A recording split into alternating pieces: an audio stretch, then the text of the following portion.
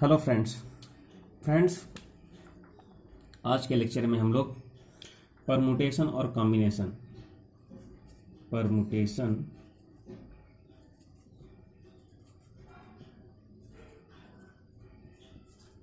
And combination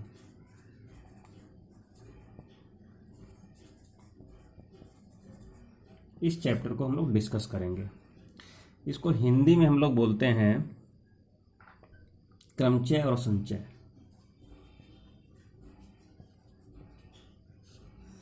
क्रमचय and संचय। Okay,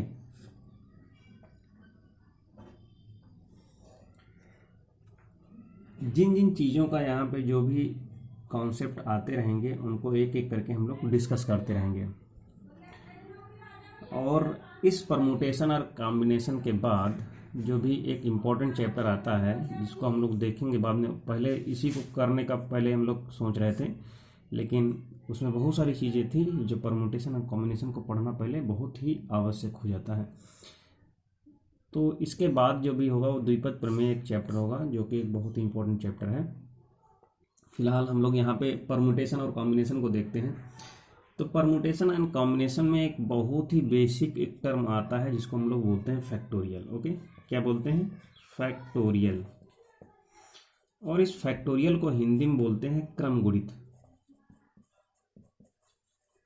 क्रम गुणित।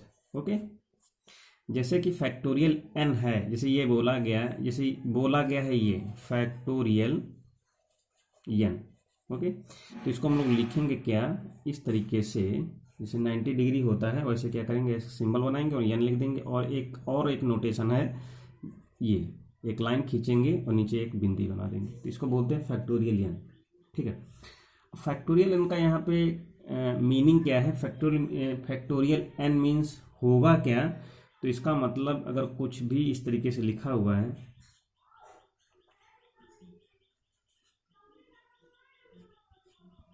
फैक्टोरियल n अगर लिखा हुआ है ये, तो इसका मतलब क्या है? इसका अभिप्राय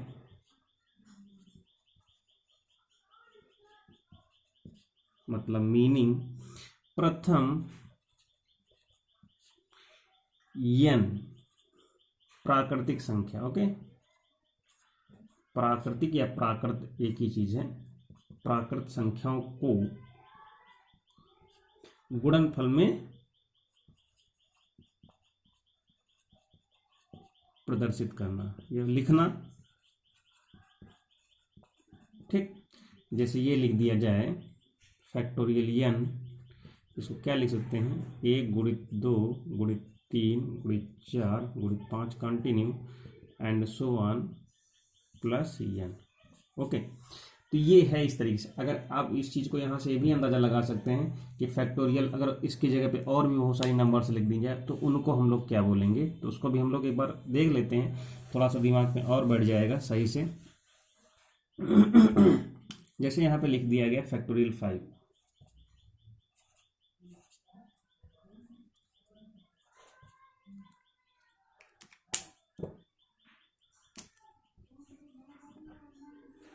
फैक्टोरियल 5। ओके, फैक्टोरियल 5 को क्या लिख सकते हैं?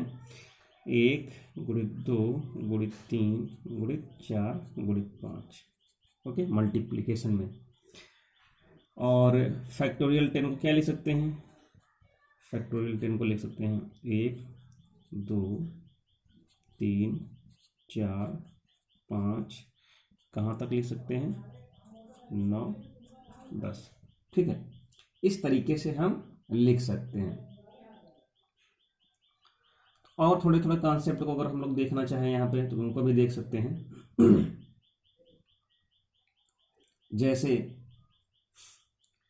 जैसे अगर यहाँ पे लिखा हुआ है फैक्टोरियल 4, ठीक है, ये लिखा है फैक्टोरियल 4, तो इसको हम लोग क्या लिख सकते हैं?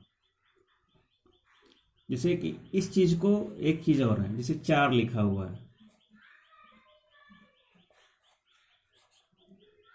ये फैक्टोरियल 4 है, तो इसको क्या लिख सकते हैं हम लोग? 4 गुणित 3 गुणित 2 गुणित 1। उल्टा भी लिख सकते हैं। तब इसको क्या लिख सकते हैं? जैसे इतनी चीज लिखी हुई है और इसको तब कितना ले सकते हैं, इसको 3 फैक्टोरियल लिख सकते हैं। तो इसको हम लोग कितना लिख सकते हैं, 4 इंटू 3 फैक्टोरियल। बात समझ में आई? तो जैसे यानी एक कम करके जैसे 5 फैक्टोरियल लिखा हुआ है तो इसको कितना ले सकते हैं, 5 इंटू 4 फैक्टोरियल, है ना। ठीक, तो कहने में मतलब है अगर कि कोई भी n फैक्टोरियल लिखा हुआ है तो उसको कितना लिख सकते हैं, n इंटू n-1 फैक्टोरियल। ठीक, इस तरह से लिख सकते हैं। बात समझ में आई? जैसे कि अगर कोई भी 10 फैक्टोरियल लिखा है, यहाँ पे 10 फैक्टोरियल लिख दिया गया,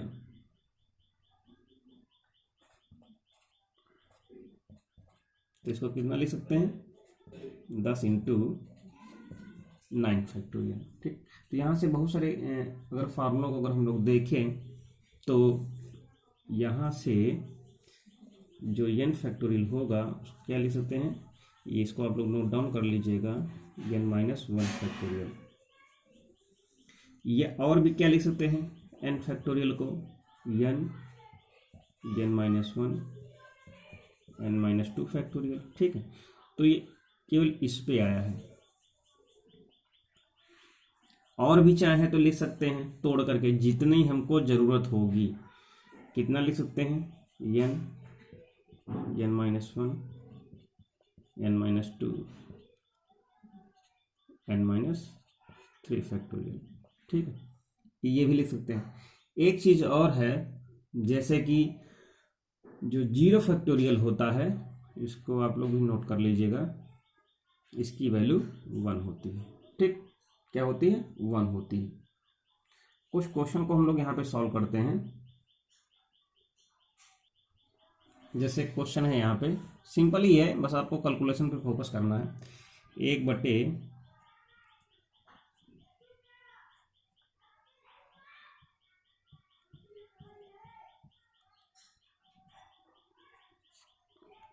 फैक्टोरियल 9, पेन नहीं चल रहा है,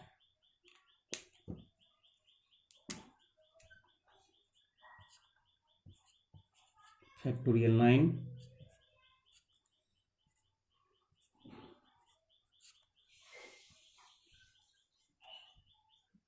इसको फिर से लिख लेते हैं हम लोग। लिखा हुआ क्वेश्चन है कि 1/9 factorial and plus 1/10 factorial is equal to x/11 factorial. ठीक, ये लिखा हुआ है। यहाँ से x की वैल्यू को इवेलुएट करना है कि x की वैल्यू होगी क्या। तो बहुत ही सिंपल है। अब जैसे यहाँ पे मैंने बोला हुआ था कि 1/9 तो इतना लिखा ही है, इसको हम लोग क्या लिख सकते हैं, 10 को इसको लिख सकते हैं 9, सॉरी इसको लिख सकते हैं हम लोग 10 इंटू 9 फैक्टोरियल, है ना, is equal to x/11 factorial. अब यहाँ से क्या करेंगे, 11 को भी हम लोग तोड़ देंगे। तो 11 को हम लोग कितना तोड़ेंगे, इसको हम लोग तोड़ेंगे 11 इंटू 10 और इंटू 9 फैक्टोरियल, आगे टूटता चला जाएगा। तो यहाँ से ये जो वैल्यू होगी क्या है, कैंसिल आउट हो जाएगी। तो बचेगा कितनी यहाँ पे, तो 1/, यहाँ तो एक ही है, इन दोनों को जोड़ देंगे। तो यहाँ से अगर हम लोग जोड़ेंगे कितना, यहाँ से रफली कर सकते हैं 1 + 1/10, तो इसको लिख सकते हैं 11/10, है ना। तो इसको लिख सकते हैं 11/10 बराबर x/11 इंटू 10, है ना। तो 10 से 10 ये कैंसिल आउट हो गया, यहाँ से क्रॉस मल्टीप्लाई हो जाएगा। तो कहने मतलब है x की वैल्यू जो होगी वो 121 आ जाएगी, 11 इंटू 11 121। ठीक, तो इस तरीके से हम लोगों ने इसको कैलकुलेट कर लिया। नेक्स्ट क्वेश्चन क्या है, n factorial upon n-2 factorial, okay, is equal to 12 है। तो यहाँ से n की वैल्यू को इवेलुएट करना है। तो n की वैल्यू क्या होगी, तो सिंपल ही है, इसको हम लोग ऊपर वाले को तोड़ेंगे। कहाँ तक तोड़ेंगे, n-1 और ये कितना n-2 फैक्टोरियल, है ना। ठीक, इसको इतना, और अपान में कितना लिखा है वो n-2 factorial is equal to 12। तो यहाँ से n-2 ये कैंसिल आउट हो जाएगा फैक्टोरियल, इसका मल्टीप्लाई कर देंगे तो n² - n बराबर 12। ठीक, अब इसको फैक्टर कर लेंगे यहाँ से, तो इसको जो फैक्टर करेंगे तो इसको हम लोग सॉल्व कर लेंगे 12th की तरह, हाई स्कूल की तरह। तो यहाँ से फाइनल जो होगा वो इस तरीके से मिलेगा n-4 and n+3 equal to 0। तो n की वैल्यू कितनी मिलेगी, 4 एक मिलेगी और एक n की वैल्यू -3। तो ये -3 फैक्टोरियल में संभव ही नहीं है, तो इसलिए इसकी वैल्यू कितनी हो जाएगी, n इक्वल टू 4। ओके, जो पॉसिबल नहीं उसको हम लोग छोड़ देंगे। अब बातों पे थोड़ा सा ध्यान देते हैं। अब मैं जो आगे बताने जा रहा हूँ उस पर आप लोगों को बहुत ही ध्यान देने वाली बातें हैं, ठीक है। जैसे हम लोग स्टार्टिंग में परमुटेशन के बारे में पढ़ेंगे, लेकिन जो चैप्टर हम लोग जिसके बारे में डिस्कस कर रहे हैं उसको भी जानना ज़रूरी है। जैसे कि यहाँ पे हम लोग क्रमचय के बारे में थोड़ा सा लिखेंगे चीज़ों को, क्रमचय के बारे में, और इधर लिखेंगे हम लोग संचय के बारे में, ठीक। यहाँ क्रमचय का मतलब हो गया परमुटेशन, परमुटेशन, ठीक। इधर हो गया कॉम्बिनेशन, ओके। अब इस परमुटेशन में, यानी कि परमुटेशन में हम लोग क्या क्या करेंगे, कॉम्बिनेशन में हम लोग क्या क्या करेंगे, उन सारी चीज़ों का हम लोग डिस्कशन करेंगे। सबसे पहले इस क्रमचय में जो हम लोग परमुटेशन पढ़ेंगे, इसमें क्या है, सीरियल इम्पोर्टेंट होगा, क्रम इम्पोर्टेंट होगा, क्रम का महत्व होगा, ठीक है। क्रम से कितनी भी चीज़ें आ रही हैं, यानी क्रम, और यहाँ पे क्रम का महत्व तो नहीं होगा, क्रम का महत्व नहीं होगा। कहने मतलब जैसे बहुत सारी चीज़ें हैं, जैसे कि अगर हमको बिठाना है 1 2 3, और जैसे नंबर वही है, 1 है, 2 है, 3, यही 1 2 3 नंबर हैं, लेकिन 1 2 3 यहाँ पर भी 1 2 3 नंबरों का यूज हुआ है, यहाँ पर भी 1 2 3 नंबरों का यूज हुआ है, यहाँ पर भी 1 2 3 नंबरों का यूज हुआ है। तो कहने का मतलब है कि यहाँ पे फ़र्क पड़ेगा। तो यहाँ पे अगर इस तरीके से चीज़ें होंगी, संख्याएं होंगी, तो उनको क्या करेंगे, वो हमारे कॉन्सेप्ट में, किस कॉन्सेप्ट में आएंगी, वो परमुटेशन कॉन्सेप्ट में आएंगी, ठीक।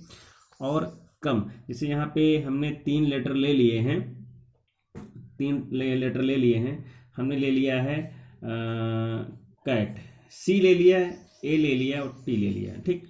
तो COAT को अगर इस तरीके से लिखते हैं तो ये दूसरी चीज़ हो गई है, और यहाँ पे अगर हम लोग ऐसे ले लें ACT, तो ये दूसरा वर्ड हो गया, यानी कि दोनों ही बदल। कहने मतलब ये है, इनके क्रम को बदल दें, तो क्रम को बदल दें तो पूरा पूरा वर्ड की मीनिंग ही बदल जाती है। तो इसका मतलब ये है, ये सारी चीज़ें इसमें आएंगी, परमुटेशन में आएंगी, ठीक है। आगे देखते हैं। ये हुआ क्रम का महत्व। दूसरा होता है कि और क्या करेंगे इसमें, तो यहाँ पे और नोट डाउन कर लीजिएगा, यानी कि अरेंजमेंट इसमें होगा, इसमें क्या होगा, अरेंजमेंट होगा, अरेंजमेंट होगा, ठीक है, अरेंजमेंट होगा। अब यहाँ पे अरेंजमेंट की जगह पे क्या होगा, यहाँ पे होगा समूह, समूह का महत्व होगा,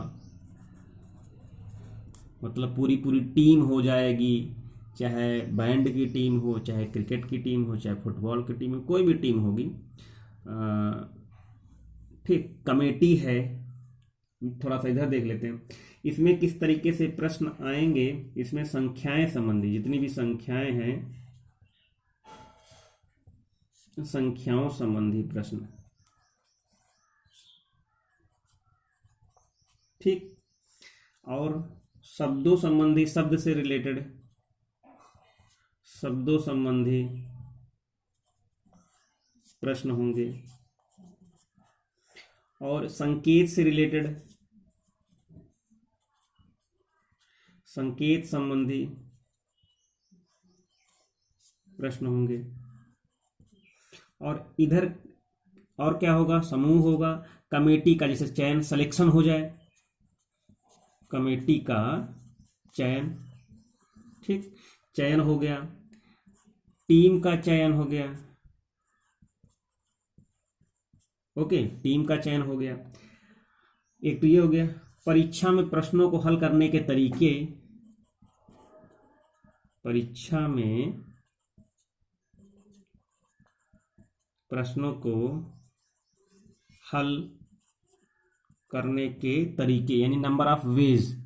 ठीक, जैसे कहा गया जैसे 1 से लेकर के 10 क्वेश्चन हैं, तो ये जैसे कहा गया ना कि 5 प्रश्नों को हल कीजिए, 5 प्रश्नों को हल कीजिए, तो ऐसा तो है नहीं। अगर ये होता स्टार्टिंग के 5 प्रश्न हल करने हैं, यहाँ से लेकर के 5 हल करने हैं, तो वो क्रम हो जाता। लेकिन परीक्षा में किन्हीं 5 प्रश्नों को हल कीजिए तो क्या हो गया, सिलेक्शन हो गया। ठीक, 5 प्रश्नों को हल करने के कितने तरीके हैं, या जितने भी प्रश्न दिए हैं, तो ये हो गया प्रश्नों को हल करने के तरीके। ठीक, और ये हो गया ज्यामिति से रिलेटेड, ज्यामिति से रिलेटेड प्रश्न हो गए,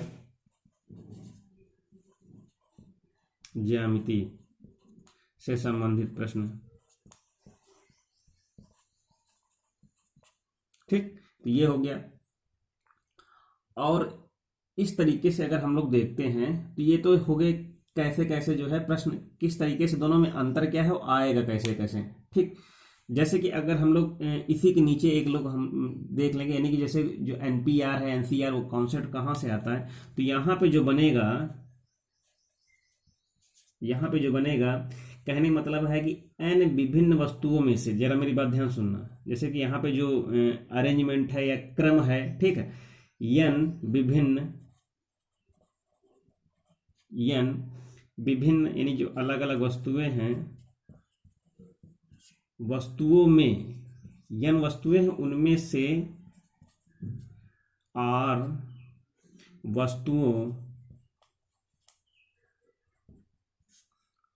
वस्तुओं को लेकर बनाए जा सकने वाले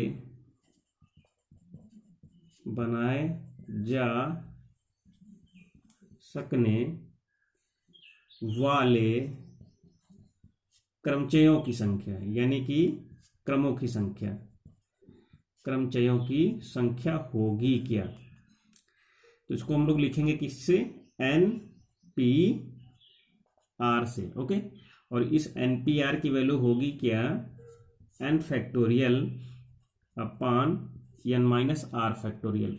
जो यहाँ पे लिखा है एन विभिन्न वस्तुओं में से आर वस्तुओं को लेकर, यहाँ पे आर वस्तुओं को है ना, आर वस्तुओं को लेकर बनाए जा सकने वाले क्रमचयों की संख्या। अब यहाँ पे वही चीज है, आर वस्तुओं को लेकर बनाए जा सकने वाले, पूरी चीज वहां लिखेंगे, बस यहाँ पे लिखेंगे संचयों की संख्या। ओके, तो उसको हम लोग लिखेंगे कितना, एन सी आर, इसको क्या लिखेंगे, factorial N upon factorial R into factorial N minus R. ठीक है, इसको अगर हम लोग थोड़ा सा और लिख दें, इस चीज को अलग से लिख लें, तो ये हो जाएगा 1 अपॉन आर फैक्टोरियल, और इस चीज को क्या लिख सकते हैं, ये एनपीआर है। ओके, क्या है, ये एनपीआर की वैल्यू है। तो यहां से हम लोग एनपीआर को कंक्लूड कर सकते हैं दोनों से कि एनपीआर की एक्चुअल में वैल्यू क्या होगी। तो एनपीआर जो होगा वो आर फैक्टोरियल गुना होता है आर और क्या है, एन सी आर। ठीक, तो इस फार्मूले को आप लोग नोट डाउन कर लीजिएगा। कुछ और बेसिक फार्मूले हैं, वहां से थोड़ा सा जो फार्मूले हम लोगों ने यहाँ पे बनाए हैं उन्हीं की तरह ही, यानी वही है सब कुछ, थोड़ा सा उनमें क्या करते हैं मॉडिफिकेशन, थोड़ा सा उसका जो है देखने का फॉर्मेशन चेंज कर देते हैं। जैसे कि यहाँ पे लिखा हुआ है, लिखा क्या है, एनपीआर। एनपीआर को अभी हम लोगों ने देखा, इधर हम लोग एक लाइन खींचेंगे, इधर हम लोग एनपीआर के बारे में देखेंगे, एनपीआर, इधर हम लोग देखेंगे एनसीआर के बारे में। ठीक, जो बेसिक फार्मूला है इसका N factorial upon N minus R है ना, इसका क्या है, N factorial upon R factorial, और ये क्या है, एन माइनस आर फैक्टोरियल। एक चीज और है, अगर आर की वैल्यू यानी एन वस्तुओं में से, यानी जितनी वस्तुएं हैं उतनी वस्तुओं का अगर हमको जो है परमुटेशन अगर निकालना है, हमें क्रमचय निकालना है, तो एन पी एन यानी जितनी है, जैसे यहाँ पे क्या था, एन में से आर का क्रमचय निकालना है। अब यहाँ पे क्या है, एन में से पूरी एन का निकालना है, तो इसकी वैल्यू कितनी हो जाएगी, एन फैक्टोरियल हो जाएगी, है ना। ठीक, अगर एन वस्तुओं में से केवल एक वस्तु निकालें, NP1, तो इसकी वैल्यू कितनी हो जाएगी, इसकी वैल्यू n हो जाएगी। ठीक, अब यहाँ पे देखते हैं कि जितनी वस्तुएं हैं उन वस्तुओं में से सभी उतनी ही वस्तुओं का अगर हमें कॉम्बिनेशन निकालना है, यानी कि NCN निकालना है, तो इस NCN की वैल्यू कितनी हो जाएगी, NCN की वैल्यू हो जाएगी 1। ठीक, क्या हो जाएगी, 1 हो जाएगी। बात समझ में, फिर से लिख लेते हैं। कहने का मतलब जितनी भी वस्तुएं दी हुई हैं n, इन्हीं n वस्तुओं में से जितनी है उन सबका हमें कॉम्बिनेशन निकालना है, तो उसकी वैल्यू कितनी हो जाएगी, उसकी वैल्यू हो जाएगी 1 हो जाएगी। ठीक, बात समझ में। अब जितनी वस्तुएं दी हैं उनमें से केवल एक वस्तु का हमें जो है क्रमचय संचय निकालना है, तो उसको हम लोग क्या लिखेंगे, NC1। NC1 की वैल्यू जो होगी वो क्या होगी, n होगी। इन सब चीज़ों को याद रखना। अगर यहाँ पे वैल्यू अगर सब्स्टिट्यूट करते हैं तो वो उतना ही आएगा। ठीक, तो कहने का मतलब है यहाँ से, ये कहने का मतलब ये है कि अगर हम लोग, जैसे हम यहाँ पे एक चीज़ लिखने की कोशिश कर रहे हैं, अगर लिखा हुआ 10, ये 10 लिखा हुआ है और ये 10C8 लिखा है। ठीक, 10C8 को हम लोग सॉल्व करते हैं। 10C8 को अगर हम लोग सॉल्व करेंगे तो कितना आ जाएगा, फैक्टोरियल 10 अपॉन फैक्टोरियल 8 और इंटू फैक्टोरियल 2। ठीक, बात समझ में आई। अब इसी चीज को अगर हम लोग ये सॉल्व कर दें 10C2, ठीक, तो 10C2 अगर सॉल्व करेंगे तो कितना आएगा, तो इसकी वैल्यू कितनी होगी, factorial 10 upon factorial 2 into factorial कितना हो जाएगा, 8। बात वही है, देखिए, है ना, सिंपल। इधर 8 था, इधर 2 हो गया, इधर 8 है, इधर 2 हो गया, ऊपर 10 नीचे 8, तो ऊपर फिक्स ही रहेगा, ऊपर फिक्स ही रहेगा। अब नीचे क्या होगा, अगर इसकी वैल्यू अगर हम लोग निकालते हैं तो क्या हो जाएगा, इसमें इसको घटा देंगे, इसको अगर निकालते हैं तो क्या करेंगे, इसको घटा देंगे, तो दोनों की वैल्यू सेम आ जाएगी। ठीक, बात समझ में आई।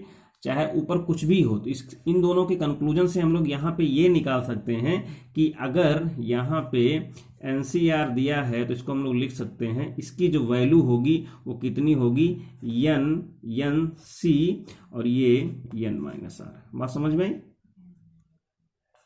ये ओके। यानी इन दोनों की जो वैल्यू होगी ये है रिजल्ट। इसको आप लोग नोट डाउन कर लीजिएगा कि NCR यानी कुछ भी दिया तो उसको हम लोग ऐसे लिख सकते हैं। ठीक, अब थोड़ा सा और देखते हैं, इस तरीके थोड़ा सा परमुटेशन में देख लेते हैं। और परमुटेशन को हम लोगों ने देख ही लिया है कि NPR की वैल्यू कितनी होती है, तो कुछ कैलकुलेशन देख लेते हैं, फिर उसके आगे हम लोग आगे बढ़ते हैं ना।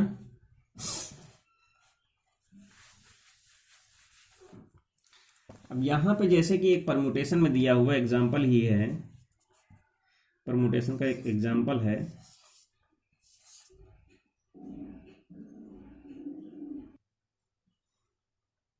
जैसे यहाँ पे लिखा हुआ है 10P3। ओके, सो सिंपल है। 10P3 को हम लोग कैसे सॉल्व कर सकते हैं कि जितना भी ये 3 लिखा हुआ है, इस नीचे वाले को फोकस करेंगे। ठीक, जैसे कुछ मैं और लिख लेता हूं, जैसे यहाँ पे लिख दिया मैंने 8P5। ठीक, 8P5, तो नीचे वाले को, बस नीचे वाले को फोकस करेंगे यहाँ पे। जैसे यहाँ पे 3 लिखा हुआ है तो इसको क्या करेंगे हम लोग, ऐसे लिखेंगे 10 9 8। ओके, हो गया। मतलब 3 है तो जो टॉप पे है ये जो n की वैल्यू है, इसको क्या करेंगे, बैक से 3 स्टेप तक लिखेंगे। इसको क्या करेंगे, 5 स्टेप तक लिखेंगे, यानी कि 8 7 6 5 4। ओके, बस हो गया। अगर लिखा हुआ 6P6 लिखा हुआ है तो इसका मतलब है कि 6P6 का मतलब ही है कितना, 6 फैक्टोरियल, यानी कि NPN मतलब क्या है, n फैक्टोरियल। अभी मैंने बताया था अगर वो उतने ही बार लिखा हुआ, रिपीटेड लिखा है, तो क्या हो जाएगा, वही हो जाएगा, फैक्टोरियल में कन्वर्ट हो जाएगा। बात समझ में आई। इस तरीके से इसको हम लोग कैलकुलेट कर लेंगे, यानी जितना नीचे लिखा उसको उतने बार रिपीट करना है। इसका मतलब 6P6 का मतलब कितना है, 6 तक, यानी 6 स्टेप लिखने हैं, 6 5 4 3 2 1। ठीक, बात समझ में, यानी 6 स्टेप हो गए। यहाँ पे क्या है, 5 है तो 8 से डिक्रीज करेंगे कहाँ तक, 5 स्टेप तक। 10 से डिक्रीज करेंगे कहाँ तक, 3 स्टेप तक। इसको वैल्यू रख देंगे तो ये 720 की वैल्यू हो जाएगी। और इसको भी मल्टीप्लाई कर लेंगे जितना भी आएगा, इसको भी मल्टीप्लाई कर लेंगे जितना भी आएगा। तो ये कितनी है, आफ्टर ऑल 6 फैक्टोरियल की वैल्यू है। तो इन सब चीज़ों को ध्यान रखना है ना। तो वहाँ पे हम लोग करने नहीं बैठेंगे क्योंकि पूरा जो है फार्मूले से हम लोग करें। अब यहाँ पे देख लेते हैं 10C3 लिखा हुआ है। अब 10C3 है तो इसको अब हम तोड़ेंगे नहीं। जैसे अगर ज़्यादा होता, अगर ये होता 10C7 होता तो इसको हम तोड़ते। किस तरीके से तोड़ते, ये वाला फार्मूला लगा करके तोड़ते कि n तो इस फार्मूले का हम लोग यूज करते। लेकिन ये ऑलरेडी टूटा हुआ है छोटे में, तो इसलिए इसको नहीं तोड़ेंगे। तो इसकी वैल्यू कितनी हो जाएगी, फैक्टोरियल 10 अपॉन फैक्टोरियल 3 इंटू में फैक्टोरियल 7, है ना। ठीक, तो ये हो जाएगा। तो अब इसको हम लोग अगर सही से देखें तो यहाँ से कितना हो जाएगा, ये हो जाएगा कितना 10, 9 और ये हो जाएगा कितना 8, यहाँ से 7 फैक्टोरियल, यहाँ से 3 दूनी 6 और ये कितना हो जाएगा 7 फैक्टोरियल है ही, ये इससे कैंसिल आउट हो जाएगा। अब यहाँ से इसको तोड़ दें, 6 को कितना ले सकते हैं 1 2 3, तो ये हो जाएगा 2 3, तो यहाँ से कितना हो जाएगा 3 3 जाए 9 ये हो जाएगा और 2 4 जाए ये हो जाएगा। 4 3 12 120 वैल्यू आएगी इसकी ना। ठीक, इस तरीके से 8C5 को तोड़ सकते हैं। 8C5, तो 8C5 को अगर हम लोग इसको तोड़ सकते हैं तो इसको क्या लिख सकते हैं 8C3, तो इसकी वैल्यू कैलकुलेट कर लेंगे। ठीक, और ये 6C6 की वैल्यू 1 होगी।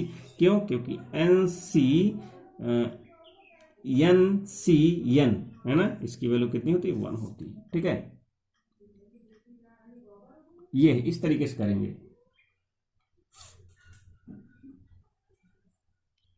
तो इस तरीके से हम लोग सॉल्व करने की कोशिश करेंगे। आज एक थोड़ा सा छोटा सा वीडियो है, अगर हो सकेगा थोड़ा सा 2-3 घंटे बाद फिर से एक वीडियो में बना दूंगा। तो आप लोग फिलहाल इसको देखते रहिएगा। और एक रिक्वेस्ट है, वॉच एंड सब्सक्राइब। ठीक, watch and subscribe, bell icon को भी प्रेस कीजिए। ठीक, तो मिलते हैं नेक्स्ट लेक्चर में हम लोग। Okay, thank you, take care.